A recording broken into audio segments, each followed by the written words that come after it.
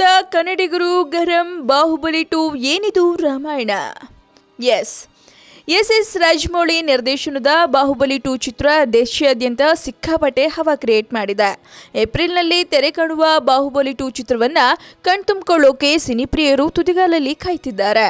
ಹೀಗಿರುವಾಗಲೇ ಕರ್ನಾಟಕದಲ್ಲಿ ಬಾಹುಬಲಿ 2 ಚಿತ್ರ ಪ್ರದರ್ಶನಕ್ಕೆ ವಿರೋಧ ವ್ಯಕ್ತವಾಗ್ತಿದೆ. ಕಾವೇರಿ ವಿವಾದದ ಸಮಯದಲ್ಲೇ ಕನ್ನಡಿಗ ಕರ್ನಾಟಕದ ಬಗ್ಗೆ ಕಟ್ಟಪ್ಪ ಆಡಿದ್ದ ಲಘು ಮಾತುಗಳು ಈಗ ಬಾಹುಬಲಿ 2 ಚಿತ್ರಕ್ಕೆ ಕರ್ನಾಟಕದಲ್ಲಿ ಕಂಟಕ ಎದುರಾಗಿದೆ. ಬಾಹುಬಲಿ 2 ಚಿತ್ರವನ್ನ ಕರ್ನಾಟಕದಲ್ಲಿ ನಿಷೇಧ ಮಾಡದಿದ್ದರೆ ಖಂಡಿತ ಒಗ್ಗಟ್ಟಿನ ಹೋರಾಟಕ್ಕಿಳಿಯೋಣ ಅಂತ ಡಾಕ್ಟರ್ ವಿಷ್ಣು ಸೇನಾ ಸಮಿತಿ ಅಧ್ಯಕ್ಷ ವೀರಕಪುತ್ರ ಶ್ರೀನಿವಾಸ್ ಹೇಳಿದ್ದಾರೆ.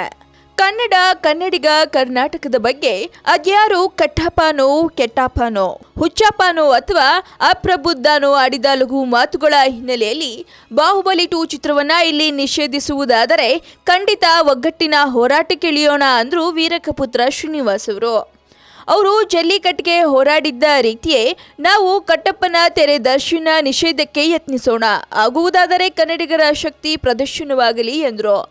ಇನ್ನು ಆದರೆ ಇತ್ತ ಕನ್ನಡಿಗರನ್ನ ಮುಂದೆ ಬಿಟ್ಟು ಹೋರಾಟದ ಕಾವನ್ನ ಹೆಚ್ಚಿಸಿ, ಅತ್ತ ಡಿಸ್ಟ್ರಿಬ್ಯೂಟರ್ ನಿರ್ಮಾಪಕನ ಜೊತೆ ವ್ಯಾಪಾರಕ್ಕಿಳಿಯಬೇಡಿ, ಯಾರದೂ ಸ್ವಾರ್ಥ ಮತ್ತು ಪ್ರಚಾರಕ್ಕೆ ಕನ್ನಡಿಗರ ಮಾನ ಹರಾಜಾಗುವುದು ಬೇಡ ಅಂದರು.